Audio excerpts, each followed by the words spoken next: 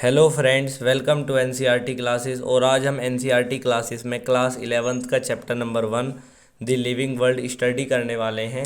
इस चैप्टर का पार्ट 1 पहले ही आ चुका था। अगर आपने पार्ट 1 नहीं देखा तो पहले आप पार्ट 1 जाकर देख लीजिए। पार्ट 2 स्टार्ट करने से पहले हम पार्ट 1 का थोड़ा सा रिवीजन करा देते हैं। पार्ट 1 में हमने पढ़ा कि अगर कोई भी लिविंग ऑर्गेनिजम्स है तो हम उसे डिफ़ाइन कैसे कर सकते हैं, उसका क्राइटेरिया क्या है कि वो लिविंग ऑर्गेनिजम्स है। सबसे पहले ग्रोथ देखिए। जो ग्रोथ है वो लिविंग और नॉन लिविंग ऑर्गेनिज्म दोनों में देखने को मिलती है, चाहे वो एक्सटर्नल ग्रोथ हो चाहे वो इंटरनल ग्रोथ हो। तो जो ग्रोथ है वो एक कैरेक्टरिस्टिक्स प्रॉपर्टी है, क्योंकि वो लिविंग और नॉन लिविंग ऑर्गेनिजम्स दोनों में देखने को मिलती है। उसके बाद रिप्रोडक्शन। ऐसे बहुत सारे ह्यूमंस कपल्स, हनी म्यूल्स हैं जो रिप्रोड्यूस नहीं कर सकते, तो रिप्रोडक्शन एक कैरेक्टरिस्टिक्स प्रॉपर्टी है। और वो डिफाइनिंग प्रॉपर्टी इसलिए नहीं है क्योंकि बहुत सारे ऐसे ह्यूमन बींग्स, यानी कि जो हम कपल्स, बहुत सारे ऐसे होते हैं जो रिप्रोड्यूस नहीं कर सकते। उसके बाद हम थर्ड प्रॉपर्टी, जो हमारी डिफाइनिंग प्रॉपर्टी है, मेटाबॉलिज्म्स को स्टार्ट करने वाले हैं। और उसके बाद हम कॉन्शियसनेस पढ़ेंगे और फिर सेलुलर ऑर्गेनाइजेशन। इन तीनों ये हमारी डिफाइनिंग प्रॉपर्टी है। चलिए स्टडी करते हैं। देखिए, जो हमारा मेटाबॉलिज्म्स है, metabolisms all set of chemical reaction occurring in an organisms they are formed as metabolic reactions। कहने का मतलब है, हम जितने भी ऑर्गेनिजम्स हैं, हम में जितनी भी केमिकल रिएक्शंस होती हैं, हम उन्हें मेटाबॉलिज्म रिएक्शंस बोलते हैं। और and this phenomena is called metabolisms, और इस फिनोमिना को हम मेटाबॉलिज्म्स बोलते हैं। अब मेटाबॉलिज्म्स रिएक्शन सिर्फ लिविंग ऑर्गेनिजम्स में भी क्यों होती है, उसका रीज़न है कि हम में एक बायोलॉजिकल एंजाइम्स प्रेजेंट होता है। लिविंग ऑर्गेनिजम्स में एक बायोलॉजिकल एंजाइम्स प्रेजेंट होता है जो इस मेटाबॉलिज्म्स रिएक्शंस को कराता है। जो हमारी मेटाबॉलिज्म्स रिएक्शंस है वो दो तरह की होती है, कैटाबॉलिज्म्स और एनाबॉलिज्म्स। देखिए, कैटाबॉलिज्म्स क्या है? जब large molecule break down to form smaller molecule, जब कोई बड़ा मॉलिक्यूल टूटता है स्मॉल मॉलिक्यूल में तो उसे कैटाबॉलिज्म्स बोलते हैं। जैसे फॉर एग्जांपल डाइजेशन, जैसे इसमें प्रोटीन को तोड़कर अमीनो एसिड्स में बदला जाता है। अब दूसरा है एनाबॉलिज्म्स। एनाबॉलिज्म्स में छोटे छोटे मॉलिक्यूल को जोड़कर एक लार्ज मॉलिक्यूल बनाया जाता है, जैसे एग्जांपल है फोटोसिंथेसिस। अब हमारी एनसीईआरटी में एक क्वेश्चन है कि जो मेटाबॉलिज्म्स रिएक्शंस है वो क्या सेल के बाहर भी कराई जा सकती है? जी बिल्कुल, जो मेटाबॉलिज्म्स रिएक्शंस है वो सेल के बाहर भी कराई जा सकती है। कि the metabolisms reaction can be perform in vitro condition, या आर्टिफिशियल कंडीशन, या लैब कंडीशन, या सेल फ्री कंडीशन भी आप बोल सकते हो। और जो मेटाबॉलिज्म्स रिएक्शन सेल के बाहर कराई जाती है उसे हम आइसोलेटेड मेटाबॉलिज्म्स बोलते हैं। लेकिन इसके लिए भी हमें एक चीज़ की ही आवश्यकता पड़ेगी, जो है बायोलॉजिकल एंजाइम्स। अगर हम इस सेल रिएक्शंस को बाहर कराते हैं तो हम उस आइसोलेटेड मेटाबॉलिज्म्स बोलते हैं। अब वो लिविंग है या नॉन लिविंग है, तो ना तो ये लिविंग है ना नॉन लिविंग है, परंतु इसमें बायोलॉजिकल एंजाइम्स होने के कारण हम इसे लिविंग रिएक्शन बोलेंगे। अब जो मेटाबॉलिज्म्स है उसमें कोई भी जो है एक्सेप्शन नहीं है, इसलिए जो मेटाबॉलिज्म्स है वो एक डिफाइनिंग प्रॉपर्टी है। उसके बाद हम पढ़ते हैं सेलुलर ऑर्गेनाइजेशन। देखिए, जो सेलुलर ऑर्गेनाइजेशन है, और अकॉर्डिंग टू चार्ट अगर हम पढ़ें तो ऑर्गेनाइजेशन एक ऐसा समूह है, जैसे फॉर एग्जांपल जैसे गूगल कंपनी एक बहुत सारे एम्प्लॉयज़ का समूह है, उसी तरह से जो सेल्स है वो भी एक समूह है, वो भी बहुत सारी चीज़ों से मिलकर बनी है। सबसे पहले हम एटॉमिक लेवल पर गए जहां हमें एटम्स मिले, एटम्स ने ऑर्गेनाइज करा और हम मोलिकुलर लेवल पर पहुंचे जहां हमें मोलिक्यूल मिले, मोलिक्यूल ऑर्गेनाइज हुए, फिर हम पहुंचे सब सेलुलर लेवल पर। देखिए, सब सेलुलर लेवल पर हमारे सामने दो सिचुएशन आई, लिविंग या नॉन लिविंग। लिविंग पर हमें सबसे पहले सेलुलर ऑर्गेनेल्स मिले, फिर साइटोप्लाज्म मिला, फिर प्लाज्मा मेम्ब्रेन मिली। और नॉन लिविंग में मिक्सचर, सस्पेंशन और कोलाइड्स, इन्हें आप केमिस्ट्री में पढ़ोगे। और जो हमारे लिविंग मटेरियल है ऑर्गेनाइज हुआ और इन्होंने मिलकर बनाई एक सेल। देखिए, हम अब सेलुलर लेवल तक पहुंच चुके हैं और यहाँ तक एक यूनिसेलुलर ऑर्गेनिज्म की बात होती है। फिर सेल जो है वो ऑर्गेनाइज हुई और उन्होंने मिलकर बनाया टिश्यू। अब टिश्यू फंजाई के पास प्रेजेंट होता है, इसे cell the unit of life में आप पढ़ोगे। उसके बाद जो टिश्यू है वो ऑर्गेनाइज हुआ और उनने ऑर्गेनाइज होकर टिश्यू सिस्टम बनाया। टिश्यू सिस्टम ऑर्गेनाइज हुए और ऑर्गन बनाए, ऑर्गन ऑर्गेनाइज हुआ, ऑर्गन सिस्टम, और फिर एंड पर ऑर्गन जो सिस्टम है वो ऑर्गेनाइज हुआ और एक कॉम्प्लेक्स ऑर्गेनिजम्स बन गया। कहने का मतलब है कि सेल जो है उससे ही ऑर्गेनिजम्स मिलकर बना है, यानी कि cell is a structural function of unit of life. Cellular organisation एक इसलिए डिफाइनिंग प्रॉपर्टी मानी जाती है कि ऐसा अर्थ पर कोई भी ऑर्गेनिजम्स नहीं है जिसके पास सेल नहीं हो। उसके बाद property of tissue is not present in its constituent cells but arise due to the interaction between the cell. ये हमारी एनसीईआरटी की लाइन है, इसमें बताया गया है कि टिश्यू को कौन बताता है, जब सेल जुड़ जाती हैं तो एक टिश्यू फॉर्म हो जाता है। तो जो टिश्यू की प्रॉपर्टी है वो कॉन्स्टिट्यूएंट सेल्स में प्रेजेंट नहीं है, बट जो टिश्यू अराइज हुआ है वो सेल्स के इंटरेक्शन से हुआ है। उसी तरह से सेकंड है कि जो मॉलिक्यूल की प्रॉपर्टी है वो प्रेजेंट नहीं है एटम्स में, जिन एटम्स ने मॉलिक्यूल को बनाया है, लेकिन जो मॉलिक्यूल अराइज हुआ है due to the underlining interaction, यानी कि जो एटम्स के इंटरेक्शन से ही मॉलिक्यूल बना है। आपने ज़्यादातर देखा होगा कि जैसे फॉर एग्जांपल गूगल कंपनी है, उसमें जितने भी एम्प्लॉयज़ काम करते हैं उनकी सैलरी सेम नहीं है, लेकिन उनके इंटरेक्शन से, उनके सबके साथ चलने से एक गूगल कंपनी बन गई है। उसके बाद हम सेलुलर ऑर्गेनाइजेशन एक डिफाइनिंग प्रॉपर्टी है। तो क्योंकि ऐसा धरती पर कोई भी ऑर्गेनिज्म, अर्थ पर कोई भी ऑर्गेनिज्म नहीं है जिसके पास सेल ना हो। सेल एक सर्वत्र है और cell is a structural functional unit of life. उसके बाद हम कॉन्शियसनेस पर चलते हैं। देखिए, जो अगर मैं कॉन्शियसनेस का मतलब आपको समझाऊं तो कॉन्शियसनेस का मतलब होता है होश में होना। Consciousness perception of stimulus plus response. अगर मैंने आपको टच करा और आपको महसूस हुआ और आपने रेस्पॉन्स नहीं दिया तो आप कॉन्शियसनेस नहीं हो। अगर आपने रेस्पॉन्स भी दिया है तो आप कॉन्शियसनेस हो। परसेप्शन ऑफ स्टिमुलस यानी कि एनी चेंज आ जाना इमीडिएट इन्वायरमेंट में। वो चेंज कैसा भी हो सकता है, फिजिकल, केमिकल और बायोलॉजिकल। देखिए, फिजिकल जैसे लाइट का भग जाना या टेम्परेचर का बढ़ जाना, केमिकल पोल्यूटेंट, और बायोलॉजिकल किसी अदर ऑर्गेनिजम्स का आ जाना। देखिए, हमारी एनसीईआरटी कहती है कि एक होते हैं सेल्फ कॉन्शियसनेस। अब सेल्फ कॉन्शियसनेस कौन होते हैं? देखिए, self consciousness high degree of consciousness होता है, सिर्फ ह्यूमंस होते हैं। अगर क्वेश्चन आने लगे कि भाई सेल्फ कॉन्शियसनेस कौन होते हैं, तो सिर्फ और सिर्फ ह्यूमंस होते हैं। देखिए, अगर क्वेश्चन आता है कि self consciousness is defining property of living organism, तो ये स्टेटमेंट गलत है, फॉल्स है। इसमें ये दो स्टेटमेंट आपको याद रखने हैं कि कॉन्शियसनेस एक डिफाइनिंग प्रॉपर्टी है, ट्रू, लेकिन सेल्फ कॉन्शियसनेस एक डिफाइनिंग प्रॉपर्टी है, तो वो फॉल्स है। अब देखिए, कॉन्शियसनेस में दो एग्जांपल्स दिए गए हैं, एक प्लांट का और एक एनिमल का। प्लांट में फोटो पीरियोडिज्म दे रखा। फोटो मीन्स लाइट होता, पीरियोडिज्म मतलब समय। मतलब कुछ प्लांट ऐसे होते हैं जो अपने मतलब लॉन्ग डे प्लांट यानी कि बहुत दिनों में जाकर फ्लावरिंग दिखाते हैं, कुछ ऐसे होते हैं जो बहुत जल्दी ही फ्लावरिंग दिखा देते हैं। तो इसमें बताया गया है कि बहुत कुछ प्लांट ऐसे हैं कि जो जल्दी फ्लावर दे देते हैं, कुछ ऐसे बहुत लेट। तो यही प्लांट में कॉन्शियसनेस होती है। एनिमल्स में फोटो पीरियड दे रखा है, यानी कि एग्जाम्पल्स रीजनल ब्रीडर। देखिए, यहाँ ब्रीड का मतलब है रिप्रोड्यूस करना। जो हमारे एनिमल्स हैं वो भी अपने सीजन अनुसार ही ब्रीड करते हैं, सीजन अनुसार ही रिप्रोड्यूस करते हैं, तो ये इनमें कॉन्शियसनेस है। अब देखिए, यहाँ एक जिक्र हुआ है, केस है कोमा पेशेंट का। बहुत सारे हमारे ह्यूमंस है जो कहते हैं कि जो हमारे कोमा पेशेंट है सर वो तो कॉन्शियसनेस नहीं है। वो असली में जो है वो एक लिविंग स्टेट में नहीं है। जो कोमा पेशेंट है वो अपनी एक लिविंग स्टेट में नहीं है, वो डिपेंडेंट है मशीन पर। वो तो ऐसे मतलब जो मशीन जितने चल रही है तो वो लिविंग है, अगर मशीन हट जाए तो वो भगवान को प्यारे हो जाएंगे।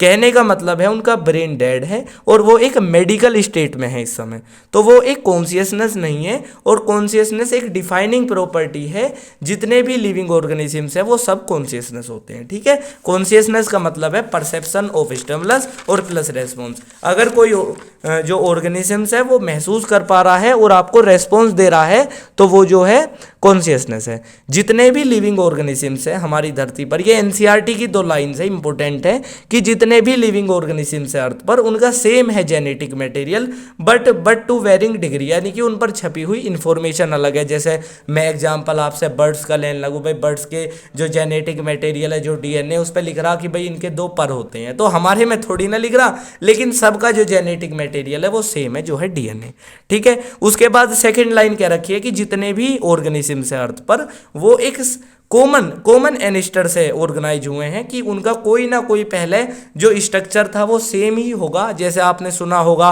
कि जो मंकीज है, मंकीज धीरे धीरे एराइज हुए और उन्होंने एक वर्ल्ड बना दिया, मतलब ऑर्गेनाइज हुए और धीरे धीरे उनसे ऑर्गेनाइज होते होते एक ह्यूमंस की स्थापना होगी। तो आपने बहुत ज़्यादा सुना होगा।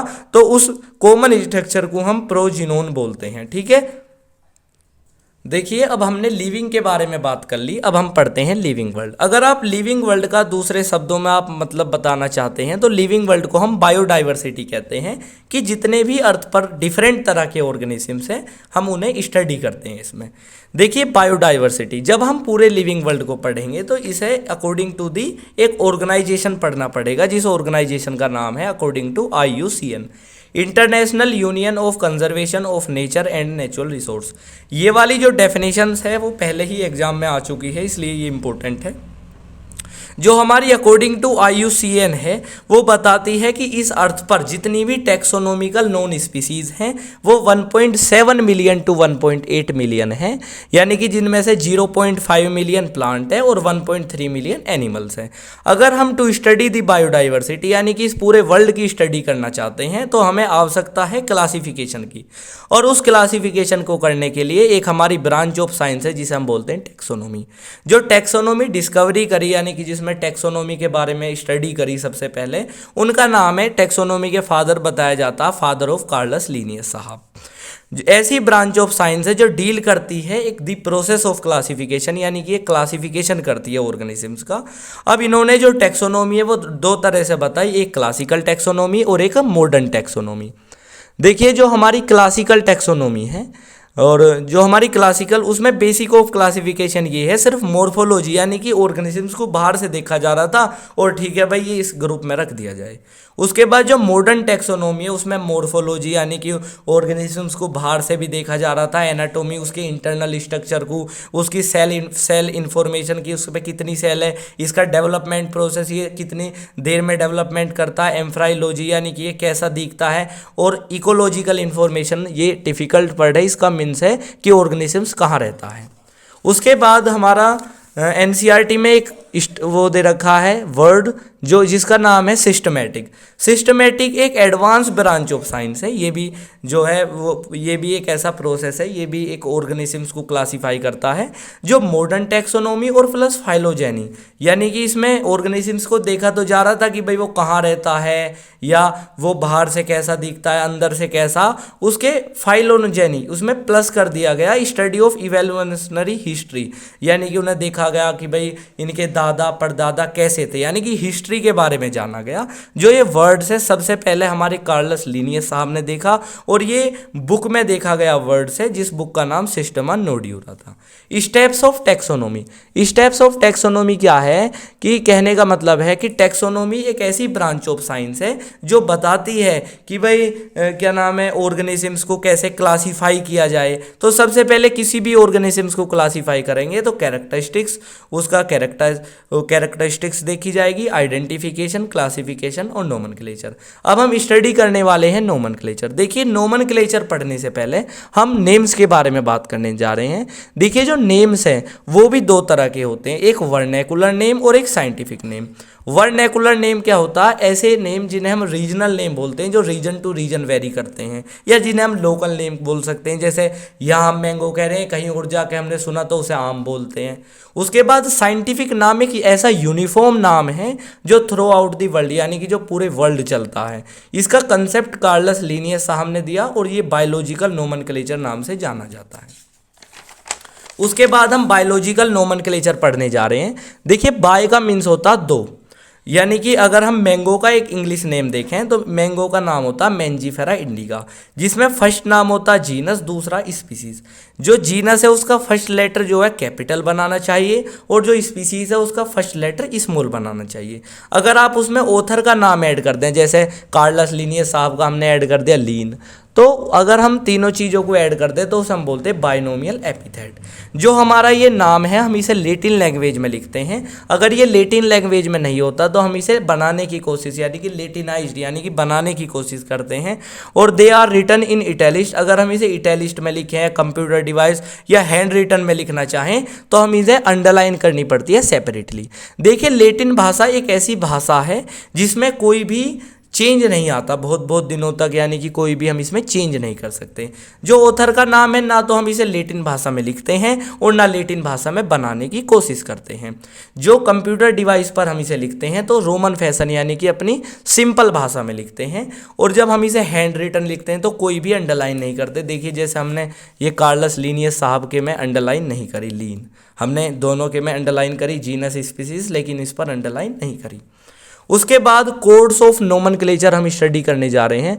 कोड्स ऑफ नोमेनक्लेचर का मतलब है कि क्या पता ये नाम सही है या ये नाम गलत है। उसकी भी बहुत सारी ऑर्गेनाइजेशन है, जैसे according to ICBN International code of Botanical Nomenclature, यानी कि बोटेंशियल की बात है तो आपको पता है कि हम इसमें प्लांट्स के बारे में बात करेंगे। तो जो प्लांट है algae, bryophyte, pteridophyte, gymnosperm, angiosperm, क्या इन प्लांट्स के नाम सही हैं या इन प्लांट्स के नाम गलत हैं। उसके बाद हमारी देखिए सेकंड ऑर्गेनाइजेशन है हमारी ICZN international code of zoological nomenclature. अब इसमें जोलॉजी वर्ड आ रहा है तो आपको पता होगा इसमें हम एनिमल्स के बारे में बात करते हैं। तो देखिए जो एनिमल्स के जो नाम्स है वर्टिब्रेटा या इनवर्टिब्रेटा, ये एनिमल्स के नाम सही हैं या गलत हैं, ये हमारी ICZN जो ऑर्गेनाइजेशन है वो बताती है हैं।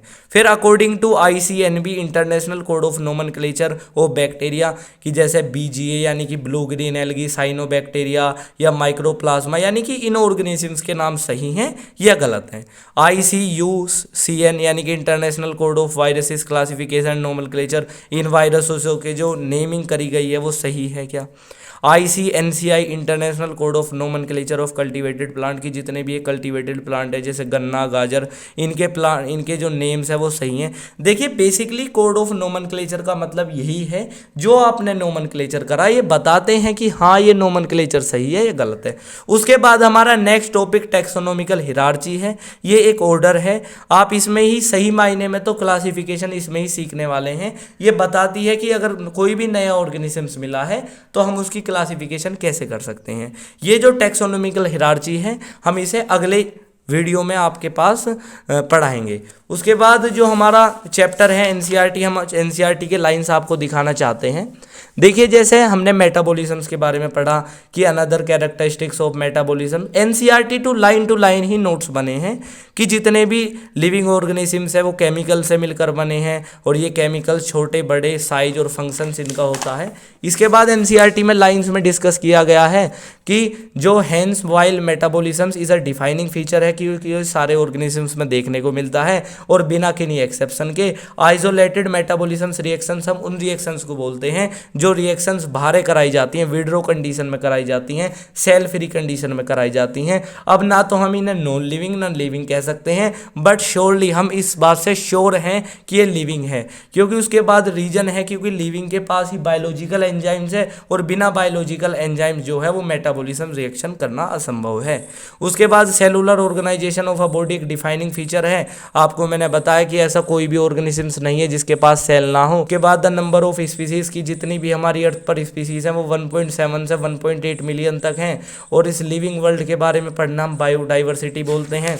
उसके बाद हमने पढ़ा कि जो हमारे ह्यूमन बींग्स है वो इसलिए इंटरेस्टेड नहीं है कि हमारे अर्थ पर कितने तरह के ऑर्गेनिजम्स हैं, वो इसलिए भी इंटरेस्टेड हैं कि उनमें आपस में रिलेशनशिप क्या है। और जो ये वर्ड सिस्टमेटिक्स है वो डेराइव हुआ है एक लैटिन वर्ड के लिए जिसे हम सिस्टमा बोलते हैं। और जो सिस्टमेटिक है वो एक ऐसी एडवांस ब्रांच ऑफ साइंस है जो हमें मॉडर्न टैक्सोनॉमी तो बताती है कि किसी ऑर्गेनिजम्स को हम कैसे क्लासीफाई करें, और बताती है कि भाई इस जो ऑर्गेनिजम्स है उसकी इवोल्यूशनरी हिस्ट्री क्या है, यानी कि फाइलोजेनी क्या है, कि ये जो ऑर्गेनिजम्स है वो पहले उसके दादा परदादा कैसे थे। तो मैं ऐसा मान के चलता हूँ कि आपको जो भी हमने पढ़ाया वो क्लियर हो चुका होगा। अगले नेक्स्ट पार्ट में, पार्ट नंबर 3 में ये चैप्टर आपको क्लियर हो जाएगा। वीडियो पसंद आई हो तो लाइक करें, चैनल को सब्सक्राइब करें और कमेंट करना ना भूलें।